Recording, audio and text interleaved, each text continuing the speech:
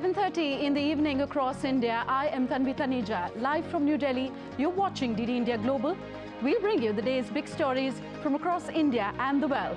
My colleague Kate Fisher is joining me from Washington, D.C. Good to have you with us, Kate.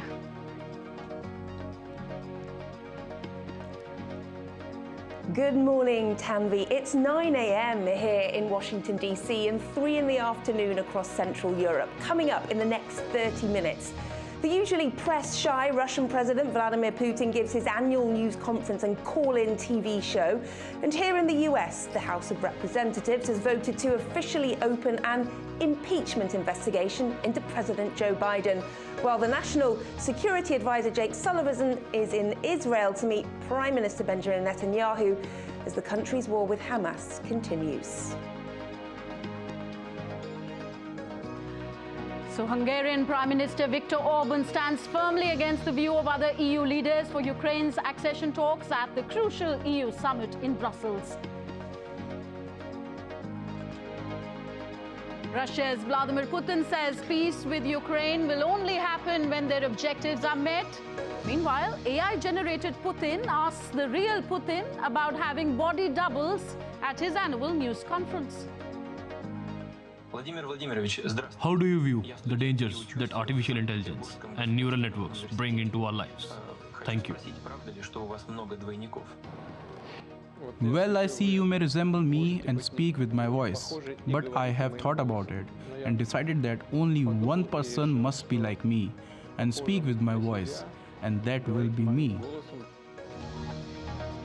Israel strikes the length of the Gaza Strip as US calls for more accurate targeting. Israel rejects US's characterization of strikes as indiscriminate. And India to build and operationalize its own space station by 2035 and send a man to the moon by the year 2040.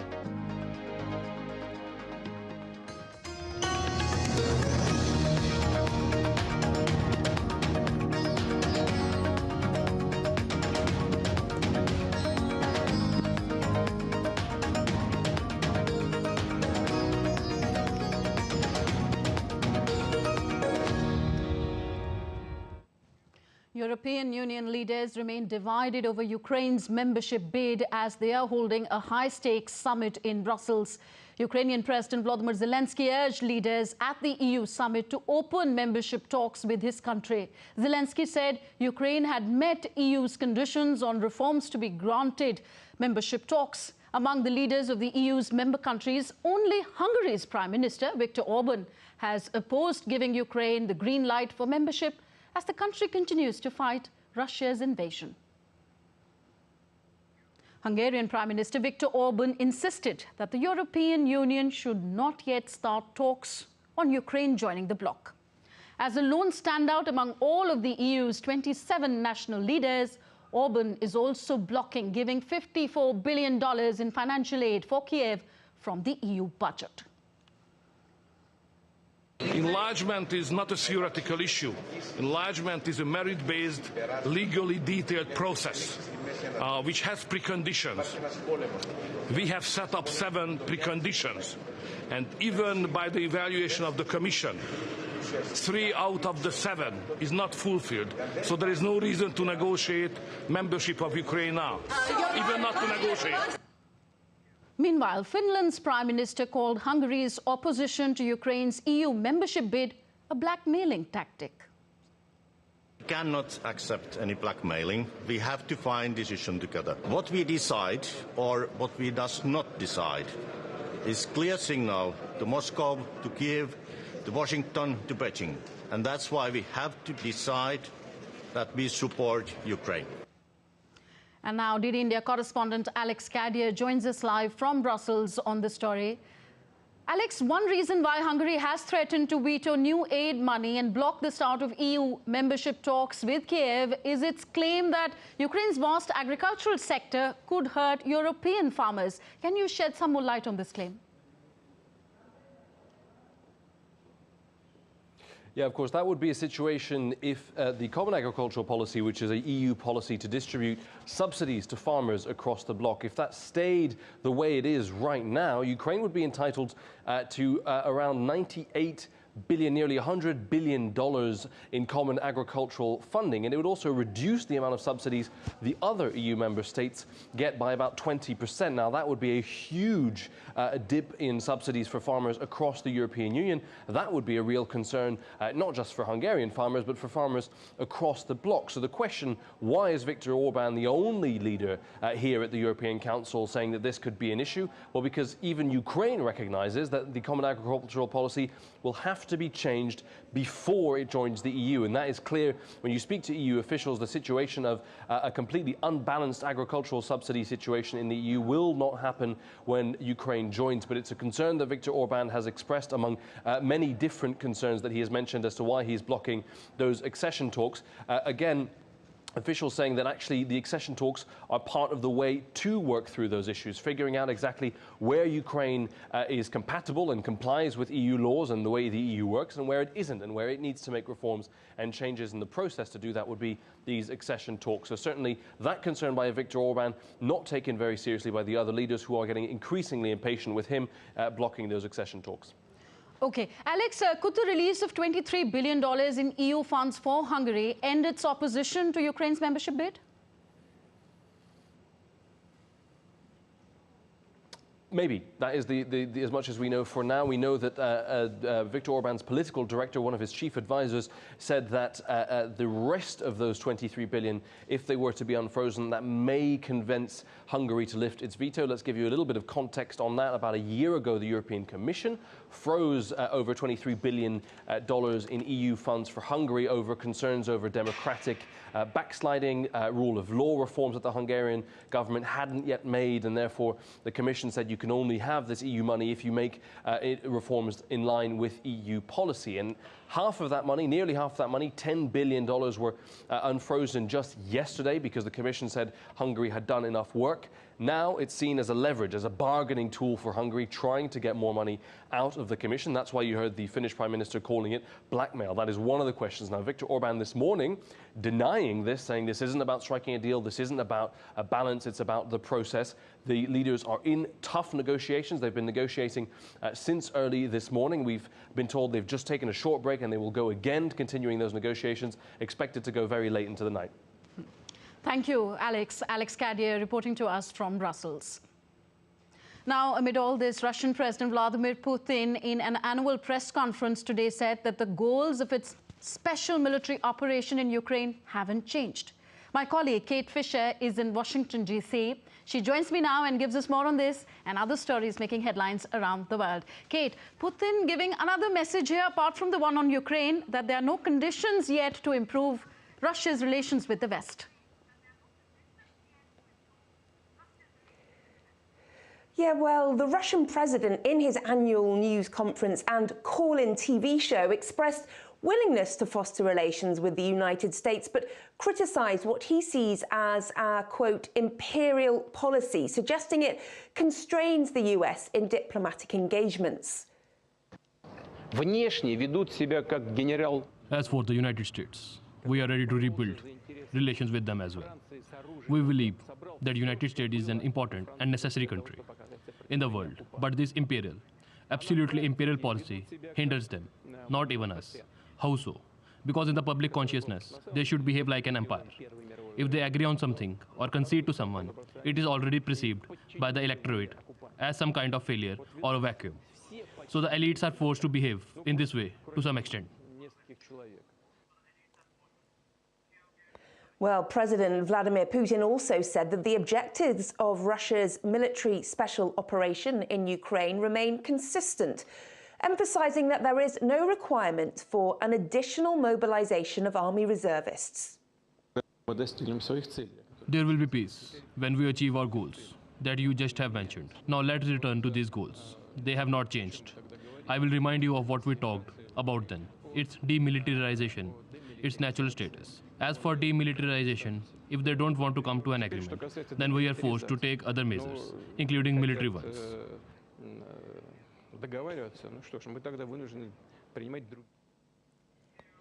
In a lengthy press conference over 4 hours long, Russian President Putin said that the conflict in Ukraine was, quote, nothing like what's taking place in the Gaza Strip, while Moscow was certain of achieving its goals there.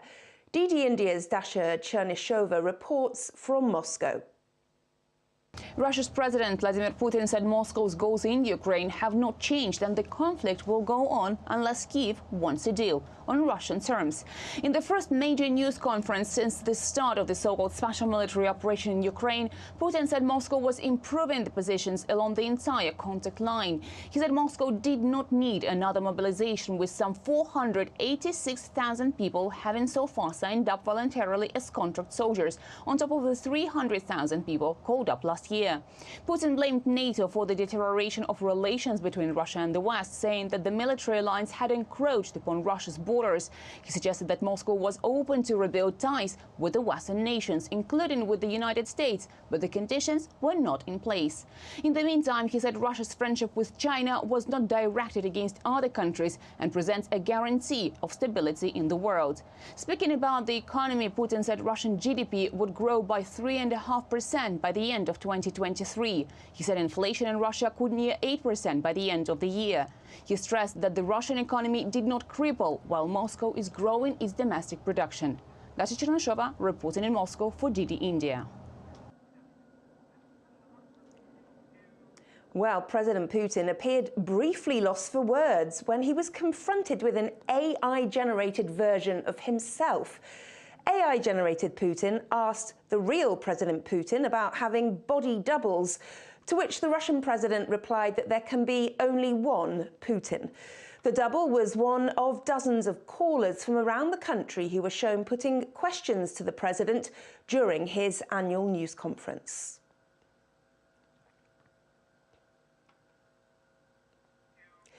Well, here in Washington, the US House of Representatives has voted to officially open an impeachment investigation into President Joe Biden. The Republican lawmakers united behind the effort, even as Democrats said that there is no evidence yet of any wrongdoing. The Republican-led House voted 221 to 212 in a party-line vote to open the investigation. The vote came hours after President Biden's son, Hunter, declined to testify to lawmakers behind closed doors. Well, Joe Biden is gearing up for a potential rematch with his Republican opponent, Donald Trump, in the 2024 presidential election. On this vote, the yeas are 221 and the nays are 212. The resolution is adopted. Without objection, the motion to reconsider is laid on the table. Well, after more than 2 months of courtroom drama, former US President Donald Trump's civil fraud trial concluded in New York. But a verdict is at least a month away. The lawsuit by the New York Attorney General seeks to fine Trump $250 million and to sharply curtail his ability to do business in New York, where he owns several iconic properties. Mr. Trump has denied wrongdoing and has called the entire case a scam.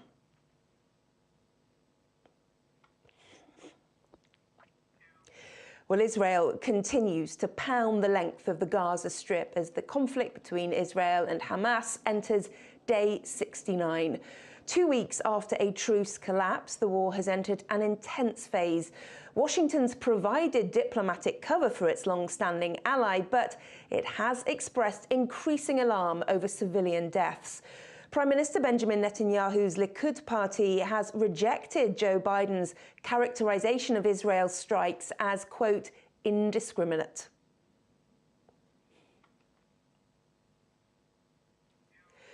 Well, amid these beginning notes of discord between the two allies, US National Security Advisor Jake Sullivan is visiting the region. He's met with Saudi Arabia's Crown Prince Mohammed bin Salman in Saudi Arabia to discuss the ongoing Israel-Hamas conflict. And the White House said that the two leaders discussed ways to increase the flow of humanitarian aid to Gaza. Mr. Sullivan scheduled to meet Israel's Prime Minister Benjamin Netanyahu and members of the Israeli War Cabinet during his West Asia tour.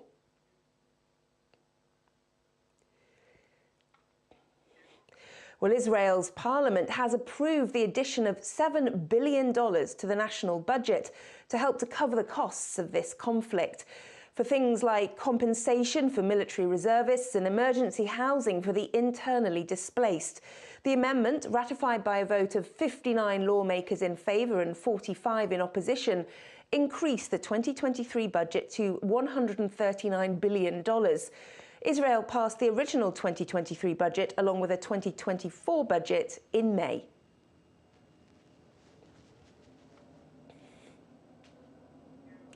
That's all from me here in Washington. Back now to Tanvi in New Delhi. Thank you, Kate, for being with us. Kate Fisher joining us from Washington, D.C. You're watching DD India Global. Still to come on the show.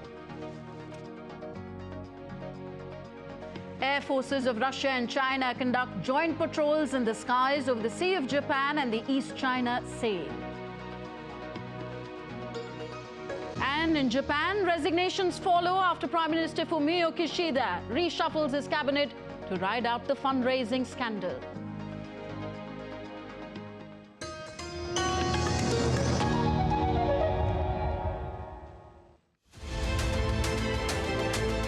We are taking a close look at the profession of diplomacy, the way it has evolved, the Indian Foreign Service, which is the crux of Indian diplomacy, and the changes that we have seen in the Indian Foreign Service over the decades, the challenges that lie ahead for the Indian Foreign Service, and what it is to be a Foreign Service officer. This is a historic moment for India. And the Foreign Service, the diplomats of today have the great opportunity to take forward the dream, to help realize the dream of a Shresth Bharat, Mahan Bharat, and India's move from a major power to a great power.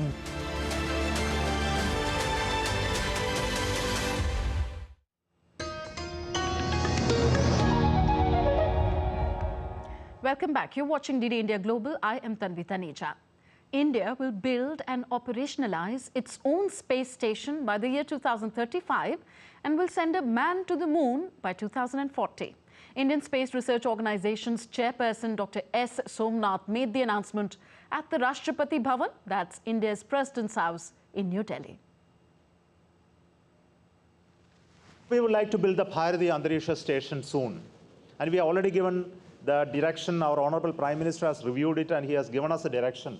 You must build it by 2035. An operational space station where human beings can go, dock and work.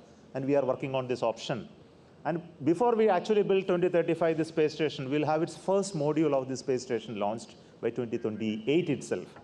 And that will be a robotic space station. But the manned space station will come up only by 2035 because we need new rocket to do that. India's Viksit Bharat Sankalp Yatra pledge campaign has completed its visit to 96 panchayats in the Union Territory of Jammu and Kashmir's Samba district. Today, the yatra reached Panchayat Dabuj Shehzada block in Vijaypur. The yatra received a warm welcome from the residents and the Panchayati Raj institutions. On the arrival of the van, various cultural events were organized featuring performances by school children. Beneficiaries of various government schemes shared their experiences under the banner of Meri Kahani, Meri Zubani. More from Asia. Japanese Prime Minister Fumio Kishida reshuffled 4 cabinet ministers on Thursday in an effort to mitigate the impact of one of the largest financing scandals his ruling party has encountered in decades. Kishida appointed former Foreign Minister Yoshimasa Hayashi as Chief Cabinet Secretary. China has issued its severest yet blizzard warning as particularly bad winter snowstorms hit the capital Beijing and much of the north of the country. DD India's Andrew Wood reports from Hong Kong. Well, it's been snowing in Beijing for a couple of days now. Forecasters reckon that it could get colder. Perhaps the temperature could fall as far as -16 Celsius. In other cities, such as Harbin in the north of the country, much closer to Mongolia and Siberia, The forecasters reckon the temperature could drop as low as minus 27 degrees Celsius. And this wave of cold weather is expected to move south over the next 24 to 48 hours. Already there are reports across the north of the country of planes being delayed, schools closing because of very low temperatures and not enough electricity or heating fuel. This does seem to be a problem sweeping across the country. Now, of course, it's not unusual for China to be cold during the winter, but these do seem to be particularly chilly times for China, and the forecasters reckon that records may well be broken. I mean, it has actually been a pretty extreme year for China overall for weather. Back in January, there were ultra-low temperatures. In the summer, there were ultra-high temperatures. Beijing baked at temperatures above 100 Fahrenheit for many, many days in a row. And then suddenly there was bad rain because of typhoon, and there have been a lot of typhoons hitting the coast of China this year. Typhoon Doksuri made landfall and then carried on. It carried on after making landfall. Most typhoons usually fizzle out, but this one carried on for another 2,000 kilometers and reached as far as Beijing, and actually caused some of the worst flooding on record there and the highest rainfall on record. So yes, it has been a very difficult year, and increasingly, of course, more and more people are believing that these extremes in temperature and weather are due to climate change. In Hong Kong, I'm Andrew Wood reporting for DD India. And now let's take a look at other stories making news around the world. The air forces of Russia and China have conducted joint patrols in the skies over the Sea of Japan and the East China Sea. South Korea scrambled these fighter jets as military planes entered its air defense zone. Japan too scrambled jets to monitor Chinese and Russian bombers and fighters. Work is underway in the Bulgarian capital of Sofia to dismantle a 70-year-old Soviet monument which has divided society. Monument to the Soviet Army was erected in 1954 to commemorate the 10th anniversary of the arrival of Red Army troops in the city.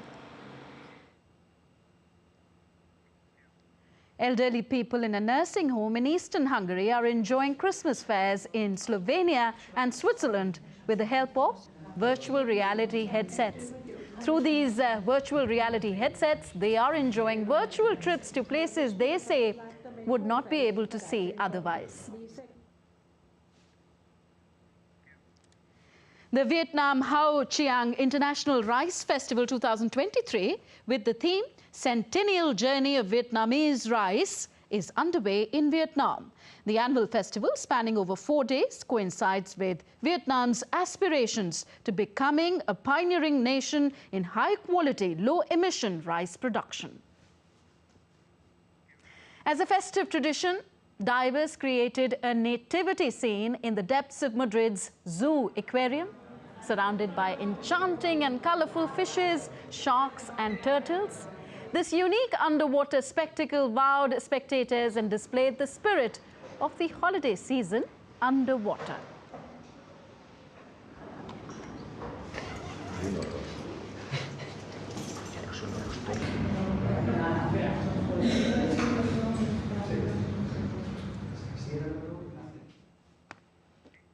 So with those wonderful glimpses from Madrid, we wind up this edition of DD India Global. Do let us know your thoughts on the news of the day. You can connect with us on Facebook, X, formerly Twitter, and Instagram. You can also find us online at ddindia.co.in. We will be back with more news as it breaks here on DD India. I am Tanvi Taneja. From my entire team in New Delhi, thank you for watching. Namaskar.